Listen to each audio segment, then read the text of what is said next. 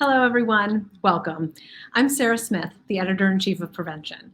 And on behalf of Healthy Women and the Women's Alzheimer's Movement, I'd like to welcome you to the latest in our You and Your Brain series, a conversation about menopause. All three of our organizations hear from women who want to know more, and we think it's very important to talk openly.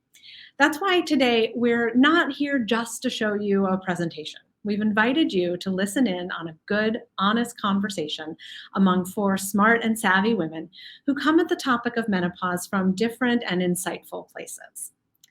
We have with us today Omishade Bernie Scott, creator of The Black Girl's Guide to Surviving Menopause, Janine Versey, co-founder and COO of Electra Health, Lauren Stryker, MD, founding director of the Northwestern Medicine Center for Menopause, and Roberta Diaz-Brinton, PhD, director of the University of Arizona Center for Innovation in Brain Science. Thank you all for being here. I'm excited to get these women talking, so I'm going to turn everything over to them right now. To start, I hope they'll each tell you what got them so interested in menopause. So Omishade, why don't you get us started? Yeah, absolutely. Thank you so much, Sarah. Hey, everybody. It's good to meet you. Like Sarah said, my name is Omishade Bernie Scott, and I'm the creator and curator of the Black Girl's Guide to Surviving Menopause. I think my interest in menopause was really born out of my own journey in my 40s and 50s as a cis hetero Black woman living in the American South. And during a sabbatical from social justice work, I decided that I wanted to have conversations with other Black women, women identified, and gender expansive people about their menopausal journey, because I wanted to actually have this conversation with my mother, who is no longer with us. She passed when I was 31. And so I certainly feel like some of the conversations that I have been able to have because of the Black Girl's Guide, I would want to have with her. So our journey has transcended over time from conversations with a small group of people to actually a multimedia project that now looks like a podcast and intergenerational conversations. We also have a zine, and we also engage in policy and advocacy work around normalizing menopause and protecting the bodily autonomy rights of people experiencing it. Dr. Stryker, what about you? What prompted your interest in menopause? Well, I've always been interested in menopause, but I really did the deep dive and immersed myself around 4 or 5 years ago. And really what drove me to it is the idea that this is a huge unmet need. Every woman goes through menopause. Most women enter perimenopause and then menopause much younger than they expect, in their mid 40s. Age of 51 is the average age, of course. And because we're now living well into our 80s or even 90s, that means women live at least 1/3 of their life after the menopause transition. And it is so important to look at quality of life in addition to length of life. So I want to make sure that women are able to protect their bones, their brain, their bladder, their sex life. And really, so few people were doing that. So to that end, I opened the Center for Menopause at Northwestern, where I'm a professor and where I'm a clinician. And while, of course, I'm very interested in all aspects of menopause, I'm particularly interested in women who have other medical problems, whether it's diabetes, heart disease, brain issues, because those impact on menopause. So I'm really loving it because I feel that I have this opportunity to help women who are looking for this information. Thank you, Dr. Stryker. I'm Janine Versey. I am the co-founder and COO of Electra Health. I am privileged to get to work on a menopause startup, an innovative new company that is on a mission to smash the menopause taboo. And we do so by providing world-class access to evidence-based menopause care, to education, and to community. And so I'm thrilled to be here with this panel and would like to invite Dr. Brinton to do her introduction. Thanks, Janine. So I became interested in menopause. I kind of backed into it. My research focus was really on why women are at greater risk for developing Alzheimer's disease. And that question started a journey of understanding how women age. And that's what brought me to researching and studying, and now clinical trials in perimenopause and menopausal women. And what we've discovered is that the beginnings of Alzheimer's disease can actually start earlier in women.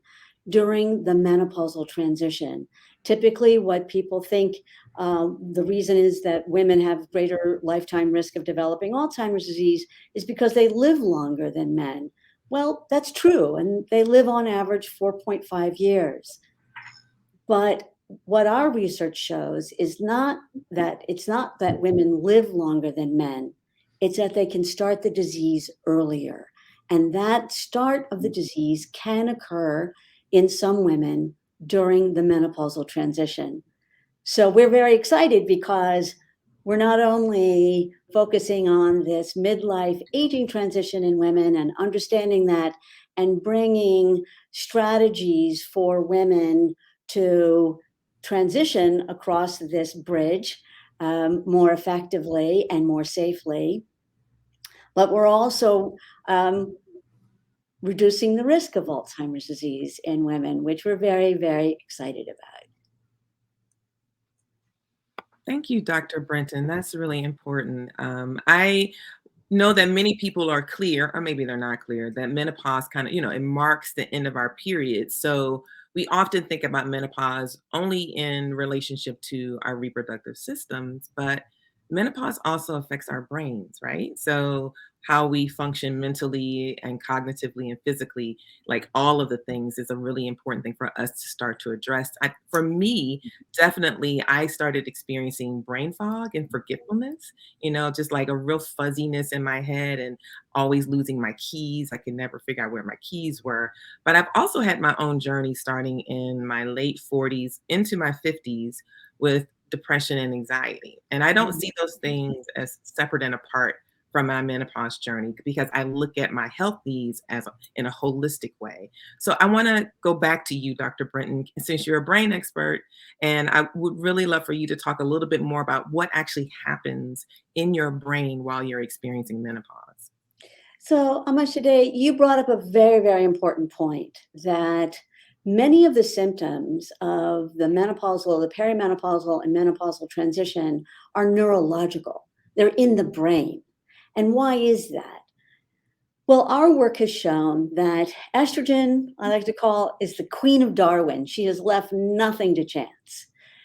Estrogen is promoting the energy system of the brain and promoting the utilization of glucose as its primary fuel.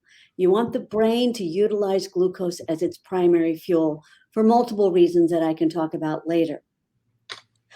But when we talk about that regulation of energy, it turns out that estrogen is promoting many of those brain functions like cognition, like mood, like executive functioning, decision making.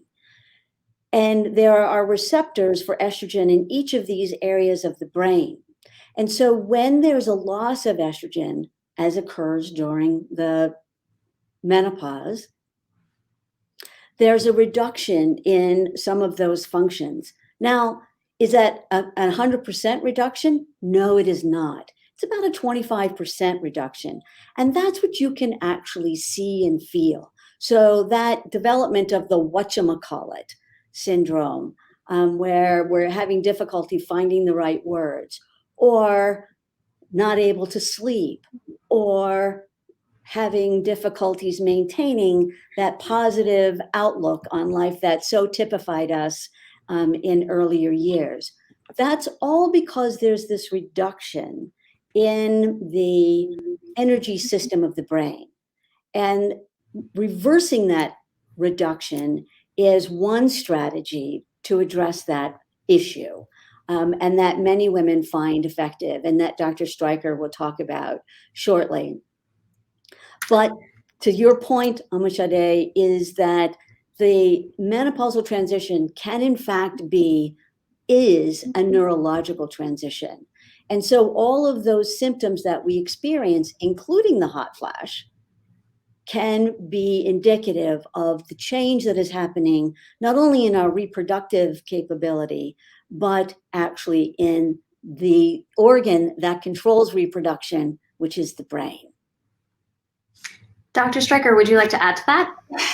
There's 2 points that I'd like to add to what Dr. Britton has said. Number one, as Dr. Britton has already pointed out, We have estrogen receptors in our brain. Too often women think that estrogen only impacts on our genitals, on our reproductive system. And in fact, we have estrogen receptors throughout our body. But the second thing that is so critically important for women to know is one of the comments I hear more than anything else is, I'm done with menopause. You're never done with menopause. What women are really saying is, I'm no longer having hot flashes or I'm no longer having other symptoms. But the impact of no longer producing estrogen is forever. The impact on our brains and our bones and every other part of our body.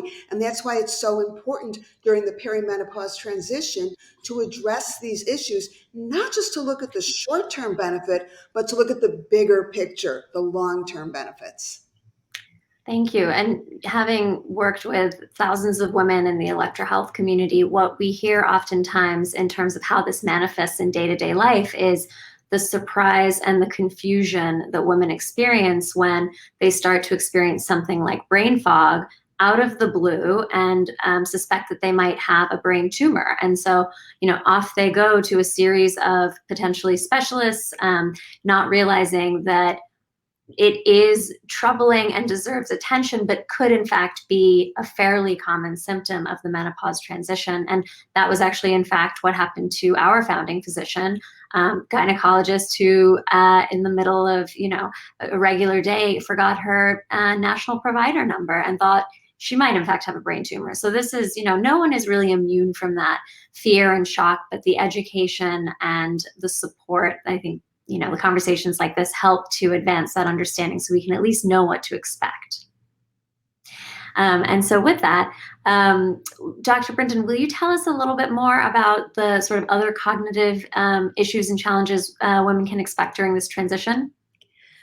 Yeah, so again, coming back to Dr. Stryker's comments around kind of the whole brain, whole body aspect of menopause, I like to think of menopause as a renovation project on the brain. It's like puberty. We go through puberty, we all do pretty well, we come through pretty well. 10% of people, both females and males, undergo a renovation of their brain that then leads to an increased risk of depressive illness in women, schizophrenia in males, and multiple sclerosis in both females and males. And menopause is comparable to that. It's this renovation project on an existing neural structure. And like many renovation projects, every once in a while, something doesn't work quite right. So importantly, when we think about what are those cognitive signals that things aren't working quite right, is again, coming back to the whatchamacallit syndrome. That's telling us either, there's a need for an intervention like hormone therapy or more sleep. I like to tell everybody, including myself, you can do everything you always did, everything. The difference is it costs you more now. So when you're, kind of going full bore at work and not taking time to rest, you're going to have to. Taking care of you is taking care of everyone you care about. And so building in now the discipline to actually take care of ourselves as well as we take care of others is very important. Cognitively, the challenge that I think many women experience is coming back to finding the right information at the right time and encoding that information. One of the challenges, one of the most important things that a woman with Alzheimer's who changed the direction of my career taught me is the importance of estrogen for encoding new information, learning that new information. So part of what we'll have to do during this transition and beyond is to be aware that maybe I'm not encoding things as well as I did. So part of what that means is, what's the solution? Is that taking notes? Is that having a common place for your keys, that you're very disciplined about putting those keys where they always can be found and that you know that they are there? So we have to build different strategies that for tasks that we may have taken for granted for many years, and now build a strategy to make sure that those functions are and basically become habit now. So that's part one. The other part is the requirement for complex problem solving can be more challenging. And that's particularly, I think, important for women who are dealing with complex family issues, dealing with complex issues in their professional lives, where how do you actually now keep all of those moving parts moving together? And again, that comes back to a discipline of being organized. I found that for me, increasingly, organization is absolutely imperative. The greater the demand, the greater the organizational requirements.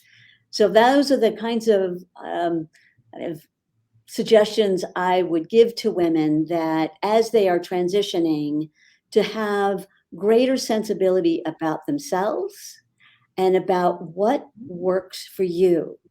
And it's okay if it only works for you and doesn't work for other people. It's you that you're taking care of, so that everyone else you care about is also taken care of. I really appreciate you giving folks the permission to take care of themselves. I've actually used the analogy that I feel like menopause is a reboot of your body's navigational system. So whatever navigational system you were kind of moving with when you kind of came online with your own period and adolescence and moving into adulthood, there's another shift. And this is your navigational system might start giving you signals that look illegible to you. And so how you reboot your navigational system will look very specific to you, not to someone else, right? And so I really appreciate you reminding us, it's like, for me to take care of myself and the people that I love and the work that I do, then I have to fine tune my navigational system. And then I have to enlist the support and the care of my healthcare provider, my PCP, all the folk who are Team OMI, to make sure that my navigational system is working well. I do have a question for Dr. Stryker before we kind of move on a bit. And I want to understand better, how does the loss of estrogen in the brain long-term and menopause potentially trigger Alzheimer's? I want to understand that a little bit better.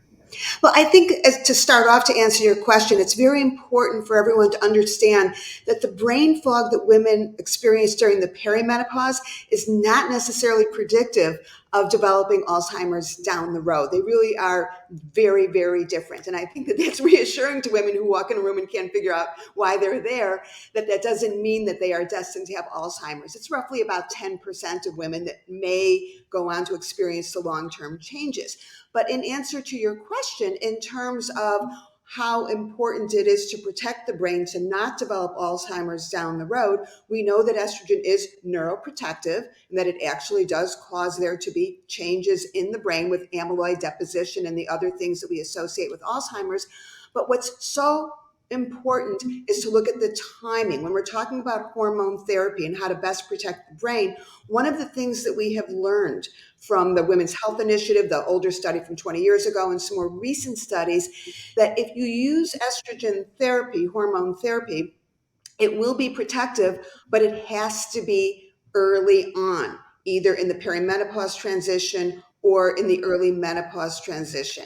Because what we have learned is that if someone is not on hormone therapy and then they develop early Alzheimer's changes down the road, 10, 15, 20 years after the menopause transition, not only is it not protective, but it actually may be harmful. And I think, again, that this emphasizes the point that the time to best protect your brain is early on. It so happens that early on is also when most people are having other symptoms that they might consider hormone therapy, such as insomnia and hot flashes, which we also know impact on that brain fog and potentially even on long-term brain function.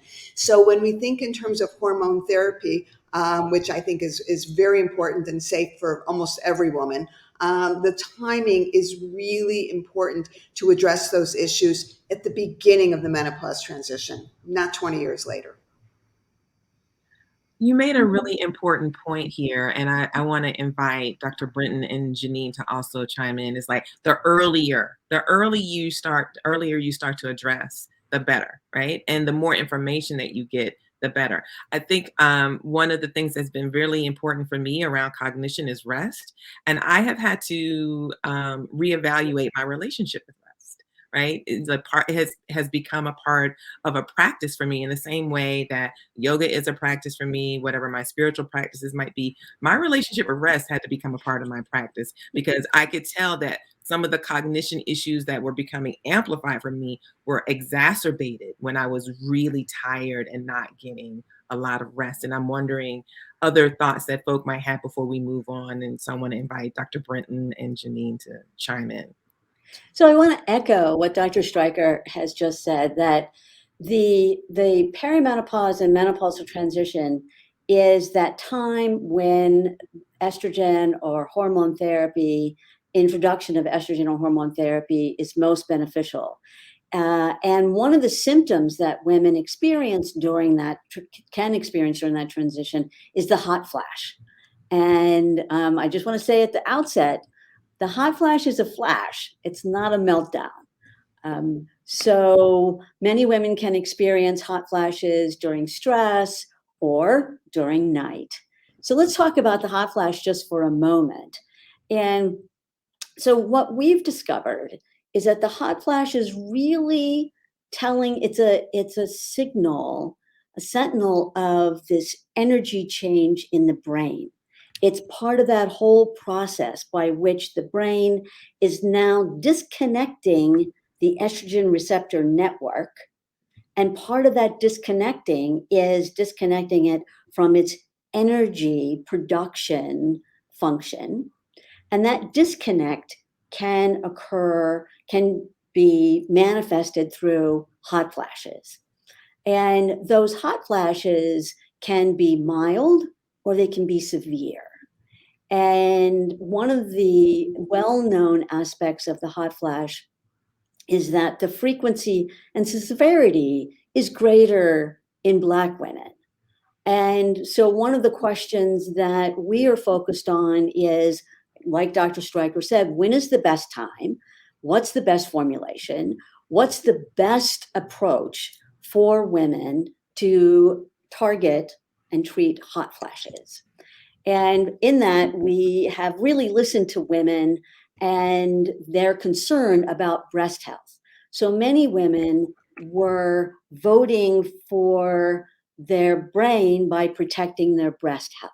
So they had to choose breast health or brain health. And for 20 plus years, we've been working to address that issue for women.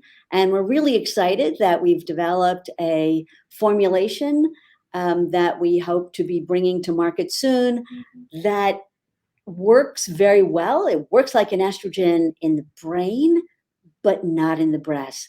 So the goal here is to protect both brain health and breast health, so women don't have to choose. I think that's very well put. And there was a mention of, diet and foods related to hot flashes, which we can come back to later. At Electra, we did a bit of a deep dive on this topic. So if we don't get to it here, feel free to reach out. All of those resources are free on our website. But hot flashes are obviously such a hallmark of this transition, and their evil nocturnal twin, night sweats. So Dr. Stryker, would you tell us a little bit more about these symptoms, how they're connected to the brain and the transition over time? Well, I want to start by talking about some of the biggest misconceptions about hot flashes. Misconception number one is that hot flashes are short term. And we know that the average length of time that most women experience hot flashes is 7 to 10 years. It does have a genetic component. Black women, even longer, even worse flashes, which of course then addresses why the repercussions of hot flashes are so much worse in Black women. But the number two misconception is this idea that hot flashes aren't going to kill you, hot flashes aren't harmful, and we know that that is no longer the case. We know that the impact upon hot flashes is on cognition, is on bone health, is on breast health. And the reason is because the consequences of every time you have a flash, including the ones you're not aware of, and there are a lot that you're not aware of, that you actually have an inflammatory response, which has a negative impact on every single blood vessel in your body. So this idea of, I'm going to tough it out, it's just going to be a couple of years, it's not going to harm me, is simply not the case. Now, when we talk specifically about the impact of hot flashes on cognition, there are a lot of things at play here. Number one is what I just mentioned, that we do know that hot flashes actually trigger this inflammatory response that can damage blood vessels in the brain. So there's that part of it. Number two, I cannot emphasize enough how important it is to get a decent night's sleep. You cannot think, you cannot function, you cannot go to work. I spend a lot of time talking about the impact of menopause in the workplace. If you have not slept, 7 hours appears to be the magic number in order to be able to function, to be able to think, even when we talk about weight gain and the hunger hormones, all of those things that perimenopause and menopause women are so concerned about impact on sleep. And in fact, are impacted by sleep. And in fact, when women come to our center, no matter what the complaint, the question we always ask is, how are you sleeping? How are you sleeping? And more often than not, they'll say, sleep? I don't sleep, maybe 2-3 hours. And if you look at the reasons why someone doesn't sleep, there are a lot of reasons, no question. Restless leg syndrome and stress and the snorer in the bed next to you. But we also know that for menopause women, hot flashes are the number one thing that's going to impact on sleep. So before we do anything else, we need to address those hot flashes, which is actually why I wrote my most recent book called Hot Flash Hell, with the idea that women need to address these hot flashes so that they can get a decent night's sleep, and so that the hot flashes are not going to impact on all these other bodily functions. Dr. Riker, I'm so glad that you brought up the relationship between hot flashes and sleep. I think that sometimes we kind of compartmentalize our menopausal experience. We're like, there's the box for the hot flash, there's the box for the forgetfulness, there's the box for, I don't know, rage, because we're going to talk about mood in a second. So we have these nice little boxes that are not nice little boxes. They're all actually all encompassing and are part of everyone's journey. And it's the way that we get to normalize what people experience, and also the uniqueness of what people experience on an individualized basis, is not to compartmentalize it, but to see it as a circular, holistic experience that a person can go through for a long period of time. I didn't know that I was experiencing anxiety because I thought it was just my hot flashes. It just felt like they were overwhelming. I couldn't catch my breath. And so when I finally had a conversation with both my therapist and my PCP, they were like, the interesting thing is, you think you're having anxiety attacks and hot flashes at the same time, which is not what you want to hear. But I needed to hear so that way it could be addressed more fully. And I was only thinking that these hot flashes are going to take me out. It was the hot flash and the anxiety attack that was going to take me out. And so having my therapist and my PCP talk to each other, to talk about what my treatment plan should be, to talk about what I needed, really started to alleviate what I was experiencing. And sleep is still evasive. So I'm looking forward to us continuing this conversation about sleep. Insomnia is my girlfriend. She loves to get into bed with me 3:00 in the morning. But I do want to move us and shift the conversation a bit to mood. Because if I'm not sleeping, I'm cranky. I also think that one of the moods that we talk about related to menopause is depression, like people experiencing depression that is different from sadness, that's different from melancholy. And so I would really like for us to start to unpack, like, how does mood how is it impacted by menopause, and what do we need to do to start addressing that into perimenopause? So I think I would love for Dr. Brenton to talk about this first, and then Dr. Stryker, please chime in, because I think it's important for us to give folk who are listening to this conversation permission to explore what their mental health needs are as well. Well, I certainly think it's an incredibly important issue. I remember a woman journalist, Cynthia Gorney, who wrote a piece in the New York Times Magazine now many years ago, and her journey was really around being suicidally depressed, and that this depression that came on during her perimenopause and menopause transition was really not not addressed in the medical field, and particularly the severity that she experienced. I highly recommend, reading her article. Despite this very, very serious and life-threatening condition, she writes about it with surprising candor and humor. But again, coming back to kind of the basis of that, again, is the distribution of estrogen receptors in the brain.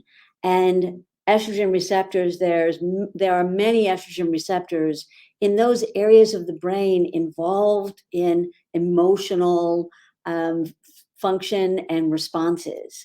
And I come back also to the importance of sleep, and that's a conversation I have with myself almost every day. So it's a tough conversation, and it's a tough habit to change, to be more aware of the restorative benefit of sleep and its impact on every aspect of our function, whether that's cognitive function, whether that's emotional function, and physical function. If we haven't had enough sleep, we're not that interested in exercise. We're more interested in being sedentary, which then has its own cascade of consequences. I will point out that I think there are multiple strategies that women can conduct, can do on their own that promotes their health.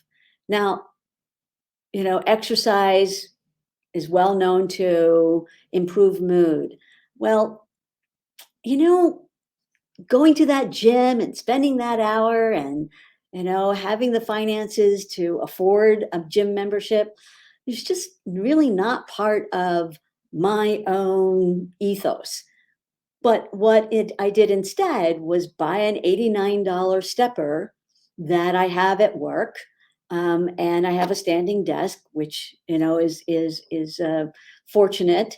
Not everyone can, but if you can have a standing desk, there are things that elevate the desk that you can buy on Amazon.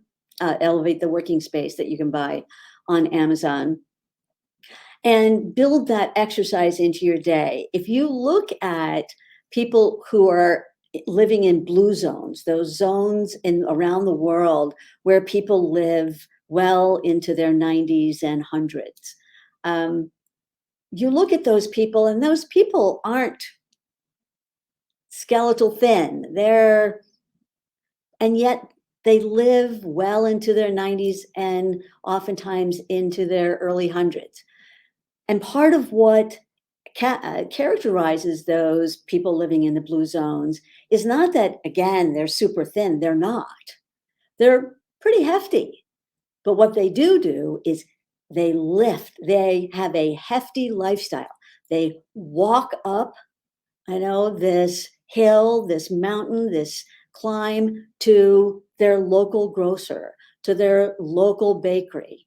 And they do that daily. And then they haul those groceries back to the home. They garden. They move throughout the day. They are consistently moving. And that is one of the most important aspects that I think women can do for their health, is just move it. Take the stairs. That doesn't mean you have to take the 10 flights of stairs. That means you can take 1 or 2. Get off, take the elevator to the rest. And then the next week or 2 weeks, you take 3, right? So start small, but start. And it has a big impact on mood and health and your metabolic health. And I come back to this whole issue around metabolic health. Metabolic health is brain health. Vascular health is brain health. And to the extent that exercise promotes both, it will also promote your brain health. Dr. Stryker?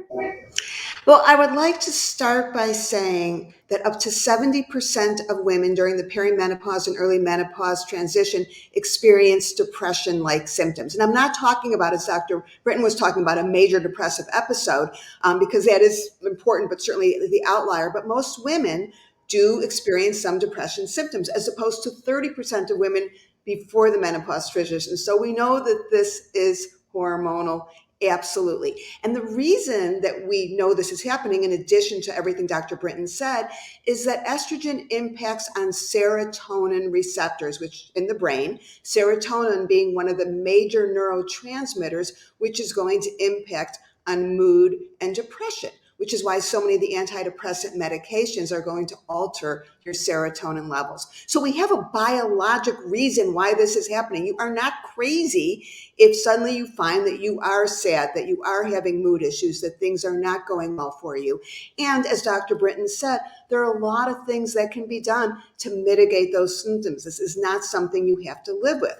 Interestingly, and not surprisingly, hormone therapy is one of those things, and we do start it during perimenopause. And in one very large study, 70% of women found that their depression symptoms were completely alleviated just by putting on a very, very low dose supplemental patch. Exercise, you're preaching to the choir on this one. I am actually at my treadmill desk right now. I'm not on my treadmill because that would make everyone seasick, but I do spend my day, as I'm writing and doing lectures and everything, on my treadmill desk, because activity is very important. And to that point, studies have been done showing that while high intensity exercise like cardiovascular work and weightlifting and all that probably do the best job in terms of alleviating those depressive symptoms, low impact is absolutely helpful, whether it's walking, yoga, and as Dr. Britton said, I don't think in terms of exercise as much as I think in terms of activity. We are a sedentary population. COVID has not been our friend, because instead of going to the office and back and forth, we're all now sitting in front of these screens, which means we have to be more mindful about moving during the day. I loved those comments, and especially around what people can do to, in a practical, daily kind of part of their lifestyle. What we hear so often, because of course, I think we all wish we could eat well, sleep well, exercise every day, just be, perfect human beings. But so much of what we focus on at Electra is around supporting people through tangible, bite-sized goals so that you can build, a little at a time, recognizing what, you can do one day may not be what you can do the next. And sometimes it's just as simple as drink a glass of water, set a timer on your phone for, every 20 or 30 minutes, so you're reminded to get up and walk around the room. And those little tips and tricks can go a long way to helping people start to move towards goals around exercise, movement, stretching, so on and so forth. So, I think it's just important to remember that there are resources to support you, whether that's your community, pick a buddy, pick a friend, or work with a group, like Electra, which has really specific programming geared to helping women navigate this transition and making sustainable changes in their day-to-day lives, in addition to consulting with medical professionals. And I do want to circle back to one really important thing that Omi Sade said, which was connecting her therapist with her PCP or another provider. And we often hear that this is such an intimidating space. We are, too frequently in doctors' offices with just a few minutes of time. And a lot of what we do is help people understand how can they approach that conversation? How can they be advocates for themselves to make sure that those questions get answered? And to be able to have a care team that really speaks to one another is, fantastic, and what we should all be moving towards. While we're having this conversation around different strategies that people can use to kind of address the sleeplessness, and I think we're probably going to do another deeper dive into hot flashes, I would be remiss if I didn't say something about the fact that, the five of us who are on this call today, this video today, this webinar today, kind of move in the world with a different set of privileges that not everybody does, right? And so when we're thinking about how a person experiences menopause, how they're impacted by sleep, hot flashes, their mental health, their cognitive moods, if we don't also take in consideration the socioeconomic realities that people are walking with and living with every day, then we're leaving out a really important part of the conversation. And I appreciated Dr. Brenton kind of leaning into that and intuiting that not everybody is going to be able to have that gym membership, and not everybody is also going to be in a place that's supportive, whether it's a family or with a physician or with their partner who will work with them and figure out like what's going on with them. And that's for a lot of different reasons, right? So we have people who are kind of sandwiched in between taking care of their elder parents and their kids. We have folk who are really struggling to make ends meet. And I would love for us at some point, if it's possible, to talk about these cortisol levels. Because if you can imagine like trying to just make ends meet to be able to pay your rent, the idea that you're going to get a good night's rest and then figure out how you're going to move your body is like something that's not even a part of your daily thought process. You're like, I just trying to keep my head above water.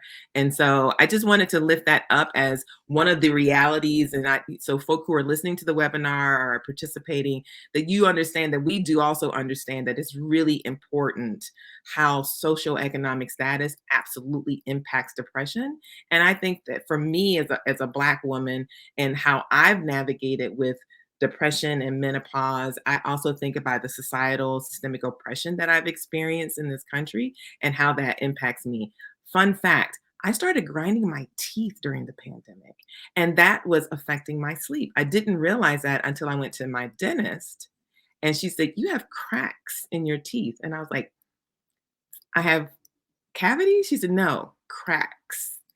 So I have to get fitted for a mouth guard because I have been grinding my teeth in my sleep. So one of the reasons I'm also not getting good rest is I'm grinding my teeth all night long. So that's something for me to figure out with all of the folk who I say again are team Omi around, why are you grinding your teeth in your sleep, sweetie? And like, how does that impact your rest? And also how I wake up and am ready to start my day. But I want to talk a little bit about anxiety, irritability, and rage. One of the stereotypes we see of menopausal people is this hot, sweaty, angry person who's just flying into rages. And I think that rage is actually a very instructive emotion and feeling. And I'm wondering if Dr. Stryker, if you want to kind of address like how the ways that the information we get from our irritability or our anxiety or our rage is really instructive around how we can reposition ourselves to take better care of ourselves. Yeah, well, absolutely. And of course, every woman's menopause journey is different. And for some women, it is the depression type of symptoms. And for other women, it's the rage. It is the, over the top. I don't know why I just lashed out at the world, but I did. And when we look at the specific risk factors, well, you already highlighted a couple of them. Number one, we know that women who have other life stressors, there's a very high association with lower economic status, with all the other midlife things that happens. I mean, it's really unfair that at the same time our estrogen levels are declining is the same time that very often you're getting passed over for promotion, your husband's having an affair, your kid comes home with another piercing. I mean, midlife is tough. And one of the things that's a challenge for me as a clinician is to determine what's midlife, what's menopause, and in most cases, what's both, the intersection of those, because we know that all of those things are going to increase the risk of rage, which, to get to the point that was made earlier, why it is so critically important for, as a physician and a menopause practitioner, to work very closely with therapists. We can't work in a vacuum. I'm lucky because in my center, we actually collaborate and have therapists on site who are experts in perimenopause and menopause. But you don't need to go to a special center. It's really just a matter of saying to your physician, to say to your therapist, I think you guys need to talk, because while sometimes hormone therapy is the answer to help with the rage and the sleep, sometimes it's cognitive behavioral therapy. Sometimes it might be an anti-anxiety drug. There's so many different tools in our toolbox, but it does take a village and it does take a collaboration. Yeah. Dr. Brinton, would you like to chime in anything around the irritability, rage kind of cocktail that people sometimes experience? Yeah, so again, I do come back to the issue that you raised, Omi Shade, is that, economic stress, psychological stress really is a catalyst for those, if you will, uncontrolled, if you will, kind of emotions. And the thing that comes to my mind is that we have, for so many of us, always operated at beyond, the possible, right? Beyond the physical barrier. And one of the things that I think menopause, enlightens us about is there are limits. There are limits to how much we can do as a single individual. That eventually there are times when we need to say help. And sometimes that increased irritability, that what looks like rage, is I'm on overload, and I've been on overload for decades and decades. Somebody else is going to have to help carry this bucket, this burden. And one of the things that I want to come back to is the issue around economics. And that is one of the issues that really drove our development of phytoserums, this alternative to hormone therapy that's both safe and effective for menopausal symptoms, is because what we found is that it's not that women weren't concerned about their hot flashes, didn't want to, treat their hot flashes or their insomnia. They were going to over-the-counter products. And in our analyses, we actually tested side by side, over-the-counter products with phytoserum, and found that the over-the-counter products were generally not particularly efficacious, and some actually caused harm.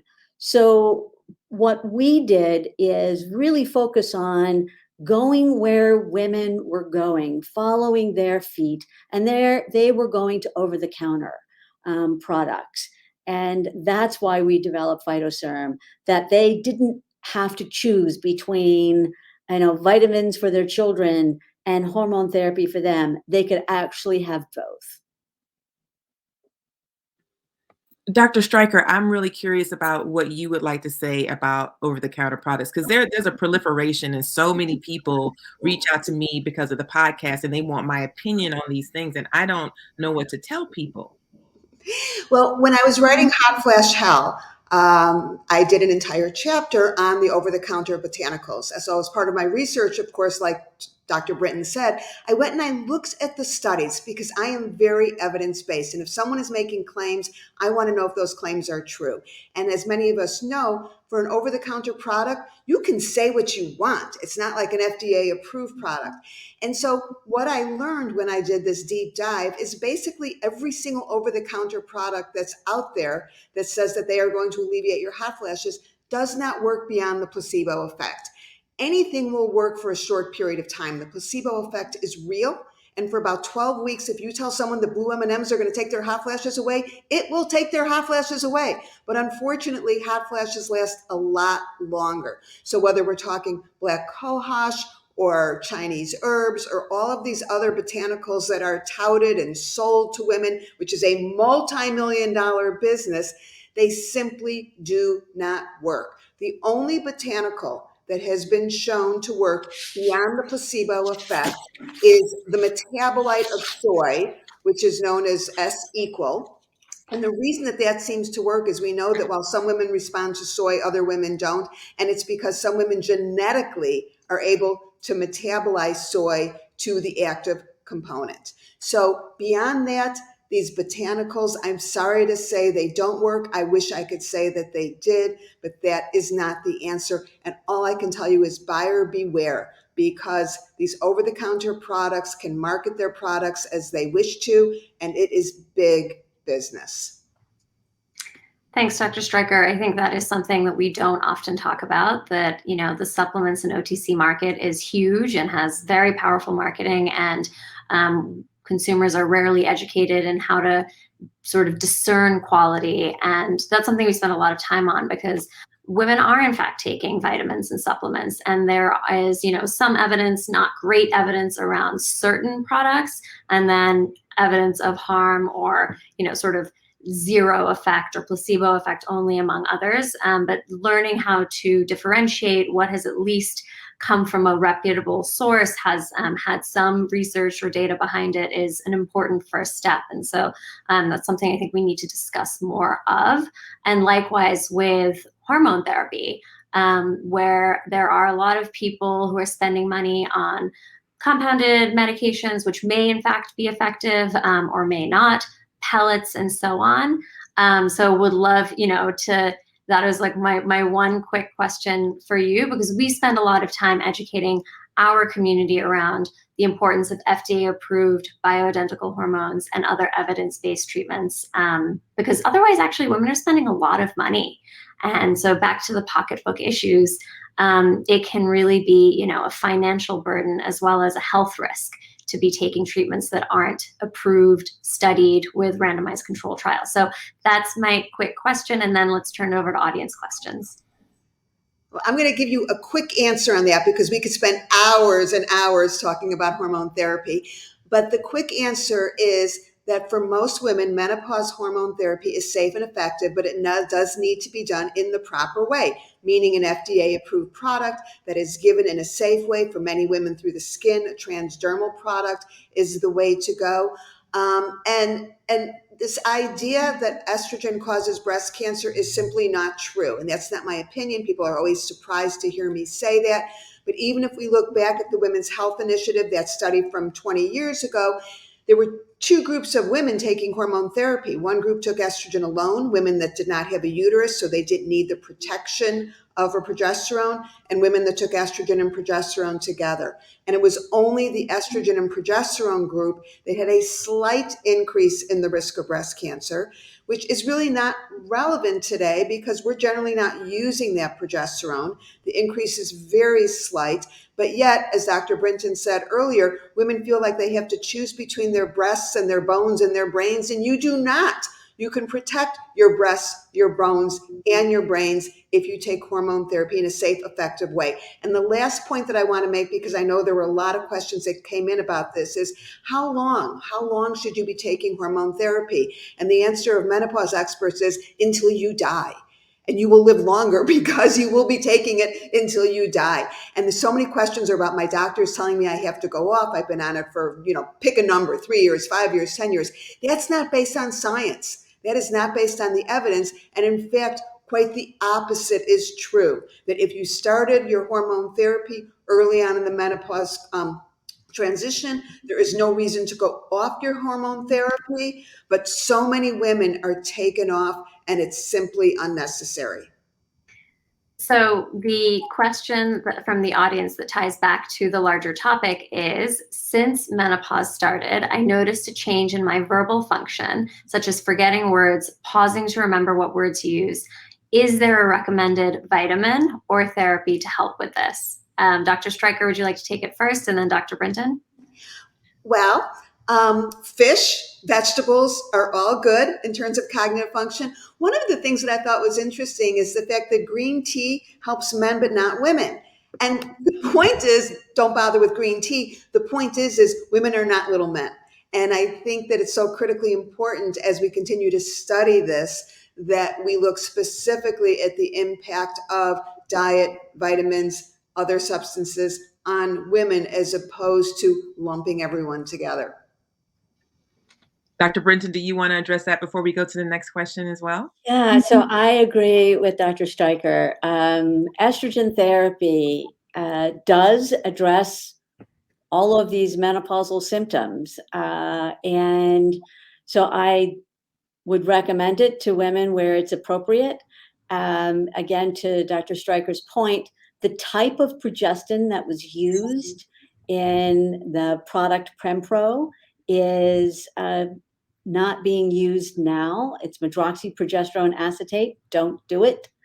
The other issue around compounded hormone therapies, I am very, very, very concerned about that approach because it's unregulated.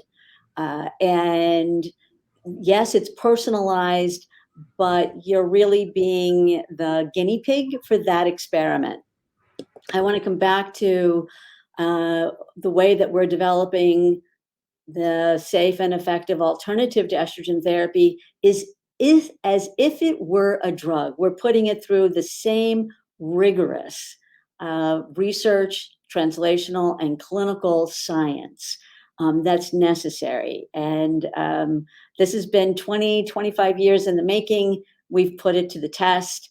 And I think that there are, as Dr. Stryker has said, there are multiple interventions, hormone interventions, and now soon an over-the-counter intervention that women can now choose from to maintain their whole body health.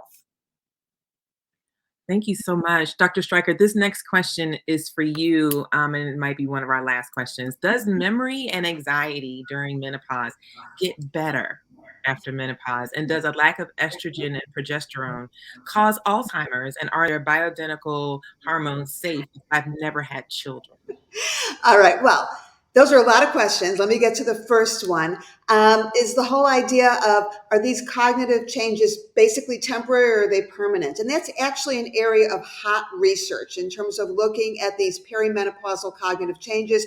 Are they going to go away? Are they going to last? Whether or not you take hormone therapy. And I think we have a lot of good data that shows that for many, many women, these are temporary changes and are not necessarily going to be predictive of developing Alzheimer's down the way. I think, as we've emphasized many, many times during this last hour, is that hormone therapy is going to be protective both in the short term and in the long term. I want to echo what Dr. Britton said, is that please, please, please do not go the compounded route. Not only is it not safer, but we know that women that use compounded hormone therapy, particularly the pellets, have an increased risk of complications. Specifically, the number one we're seeing is an increased risk of uterine cancer because it doesn't balance the hormones out the way that it should be. But I think this is such an evolving area in terms of which parts of this are temporary and which parts are permanent, that the more that we can do up front to mitigate these symptoms is going to go a long way down the road. If I can jump in, can you hear me? Yeah.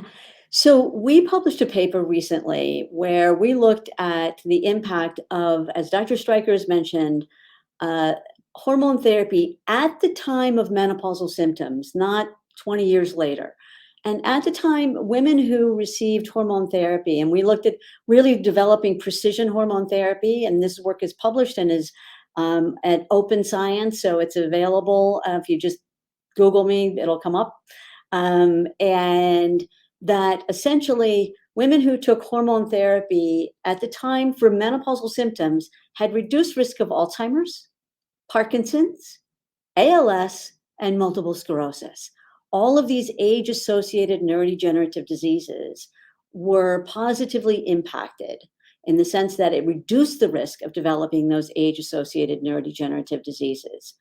And lastly, I want to just essentially encourage women to think about, again, hormone therapy, and that the use of these compounding approaches, as Dr. Stryker mentioned, can have adverse consequences. Typically what happens is that you're just flooded with steroids, not just estrogen, but estrogen and testosterone and progesterone, and that's not the way the body works.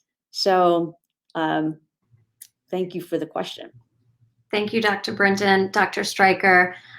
We have really enjoyed having you here today. We've covered a lot of ground, and for audience members, there will be a recording, ways to get in touch to continue this journey. We're really grateful to get to celebrate World Menopause Day and month together. And thank you to Omi Sade.